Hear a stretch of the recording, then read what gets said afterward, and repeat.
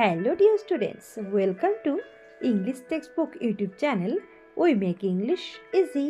আমি অশোকা চলে এসেছি আরও একবার তোমাদের জন্য একটি নতুন টপিক নিয়ে। তো চলো দেখে নাও আজকের টপিক। তো আজকের যে টপিক নিয়ে আলোচনা করব সেটি হচ্ছে 25 এক্সক্লেমেটরি সেন্টেন্স এবং একটি স্পোকেন ইংলিশেরই একটি পার্ট।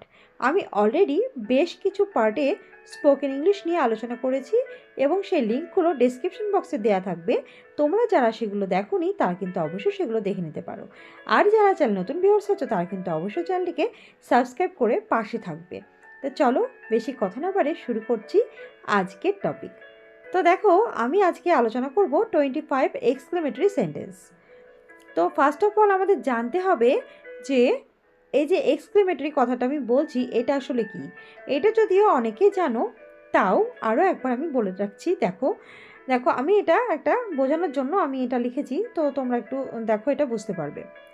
আমরা আনন্দ, ভয়, ঘৃণা, রাগ, বিস্ময়, শ্রদ্ধা প্রভৃতি বিভিন্ন অনুভূতি বিভিন্নভাবে প্রকাশ করি। বিভিন্ন শব্দ ব্যবহার করি, যেমন বাহ, আহ, ছি ছি, সাবাস ইত্যাদি ওয়ার্ডস। এই সমস্ত সেন্টেন্সগুলিকে ইংরেজিতে এক্সক্লেমেটরি সেন্টেন্স বলা হয়। ওকে, তো দেখো আমি বিষয়টিকে আরও একটু ব্যাখ্যা করে বলছি শর্টে। তো বিষয়টা কি, আমাদের বিষয় হচ্ছে এক্সক্লেমেটরি সেন্টেন্স।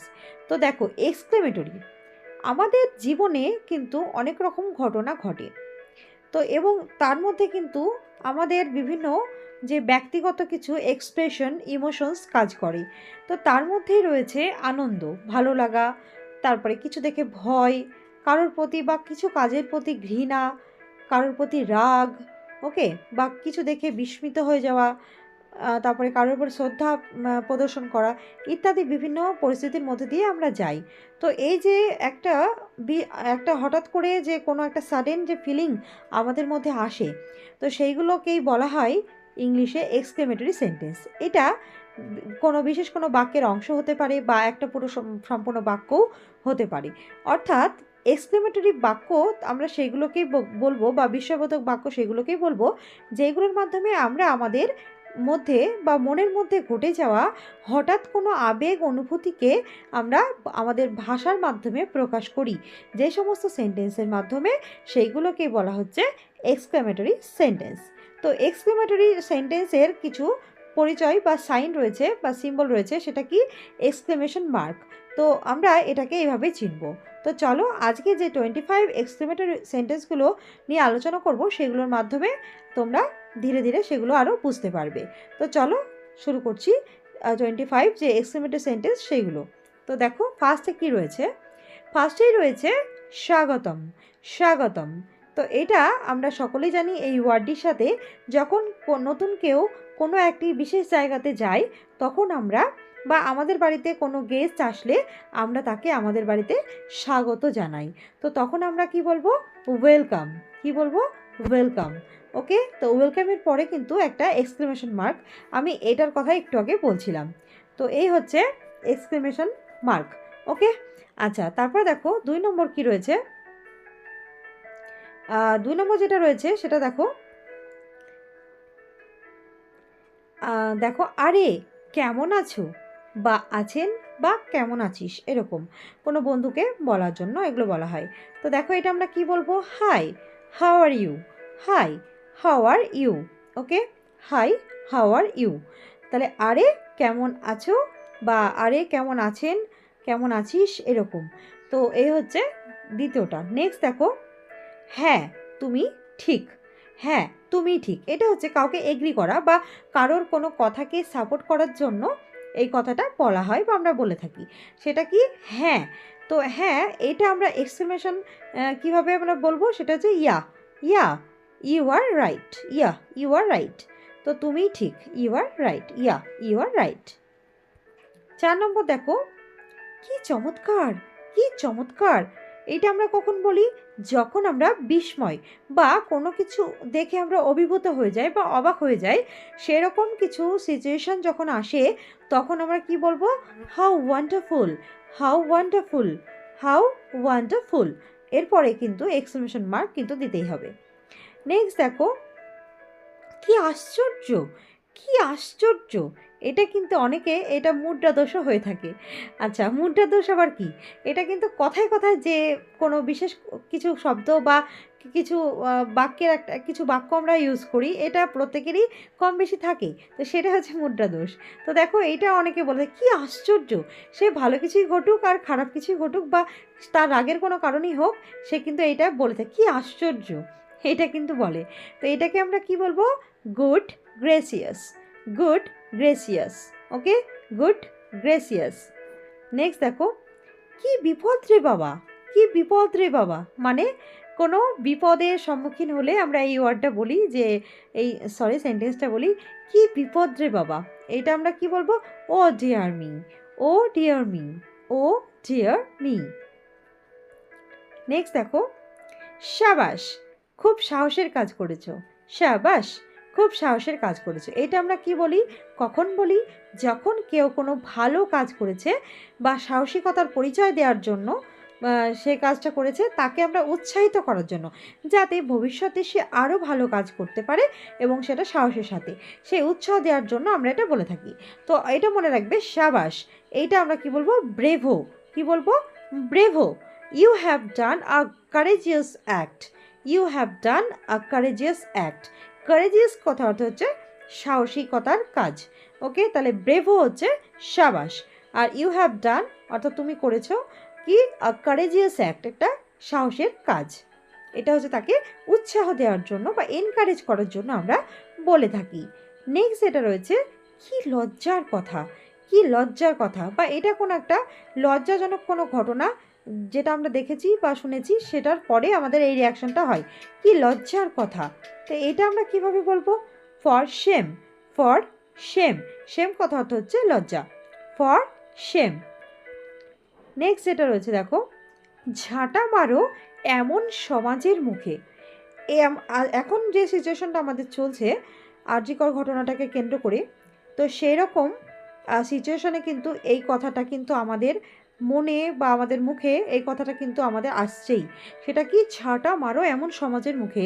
তাহলে কি, যেখানে নারীরা কোনো সেফ নেই, নারীদের কোনো নির্দিষ্ট তাদের নিরাপত্তা নেই, সেরকম একটা সমাজে আমরা বাস করছি।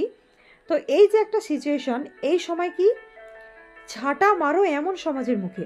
তো এটা কি হবে ইংলিশে?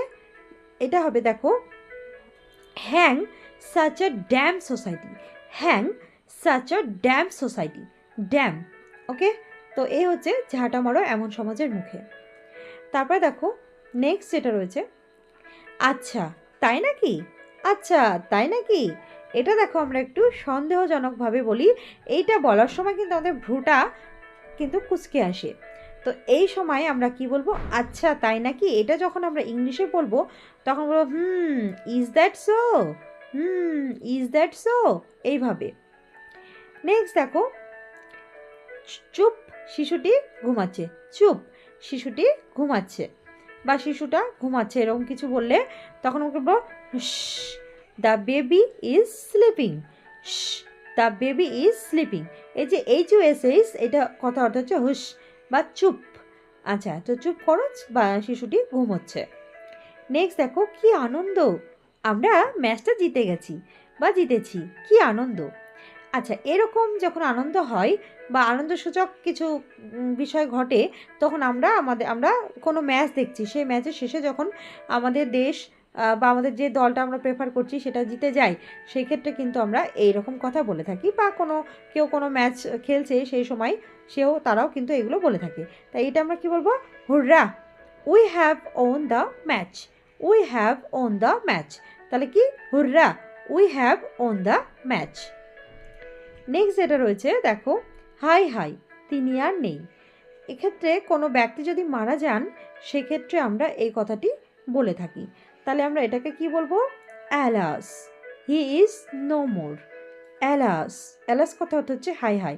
এটা দুঃখসূচক একটা এক্সক্লেমেশন মার্ক। তো দেখো, alas, he is no more. Next দেখো, কেউ আছেন কি, কেউ আছেন কি বা কেউ কি আছেন। এটা আমরা কখন বলি? যখন কোনো আমরা একটা বাড়িতে বা কোনো একটা জায়গায় যাই, সেখানে গিয়ে যদি কাউকে দেখতে না পাই, তখন আমরা এরকম বলে থাকি। তাহলে সেটা আমরা কি বলবো ইংলিশে? Hello, is someone there, hello is someone there, এইভাবে।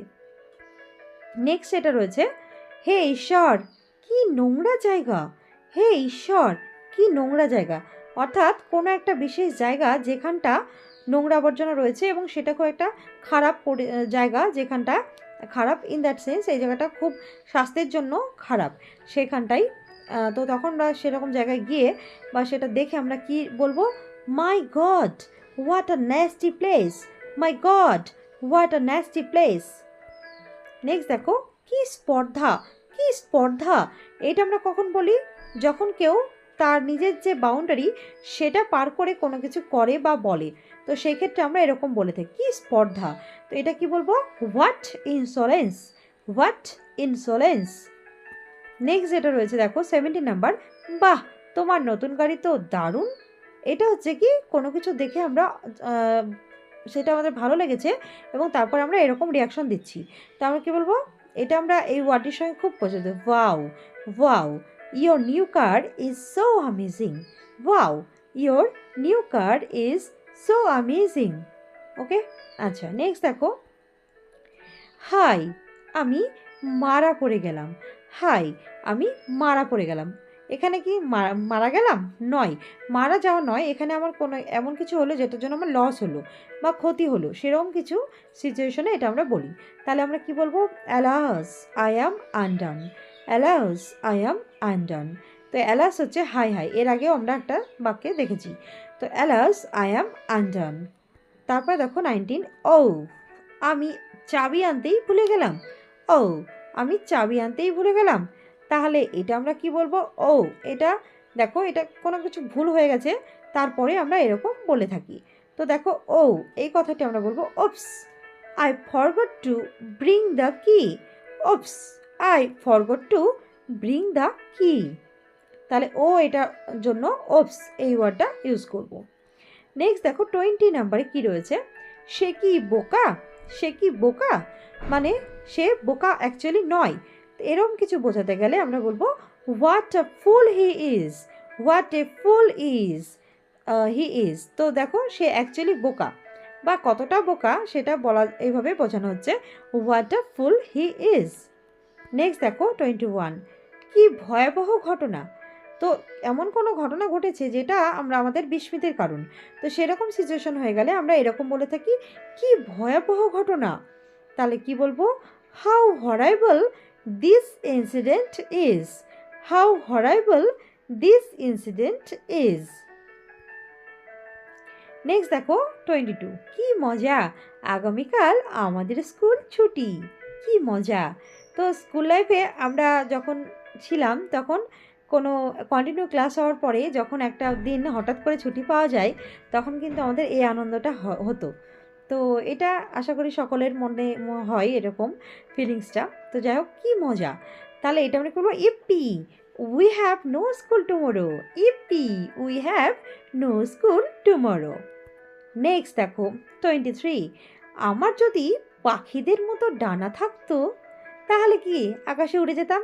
আচ্ছা যদিও আমাদের ডানা নেই, মানুষের কোনো ডানা হয় না, তাহলে কি এটা আমাদের একটা আফসোস বা এরকম যদি হতো তাহলে আমাদের ভালো হতো, এটা বোঝানো। তাহলে আমার যদি পাখির মতো ডানা থাকতো তাহলে আমরা কি বলবো, oh had I the wings of a bird, oh had I the wings of a bird, যদি আমার পাখিদের মতো ডানা থাকতো। নেক্সট দেখো 24, ধিক তোমাকে, ধিক তোমাকে, এখানে কারোর প্রতি ঘৃণা হওয়া বোঝালে এরকম বলা হয়ে থাকে ধিক তোমাকে, তাহলে কি fie on you, fie on you, বা এটা হচ্ছে কি সেই ব্যক্তি এমন কিছু কাজ করেছে সেটা ঘৃণ্য, তো সেই ক্ষেত্রে আমরা এই ওয়ার্ডগুলো বলে থাকি ফাই অন ইউ। নেক্সট দেখো অ্যান্ড লাস্ট, বিদায় মাতৃভূমি বিদায়, বিদায় মাতৃভূমি বিদায়, এক্ষেত্রে আমরা কি বলবো, দেখো অ্যাডিউ, অ্যাডিউ, অ্যাডিউ কথা অর্থ হচ্ছে বিদায়, তা adieu, adieu my native land, my native land, native কথা অর্থ হচ্ছে মাতৃ আর ল্যান্ড হচ্ছে ভূমি, মাতৃভূমি, আর অ্যাডিউ কথা অর্থ হচ্ছে বিদায়। তো এই হচ্ছে 25টা বিস্ময়বোধক বা এক্সক্লেমেটরি সেন্টেন্সের এক্সাম্পল এবং উইথ ট্রান্সলেশন। তো এই হচ্ছে আজকের টপিক এই পর্যন্তই।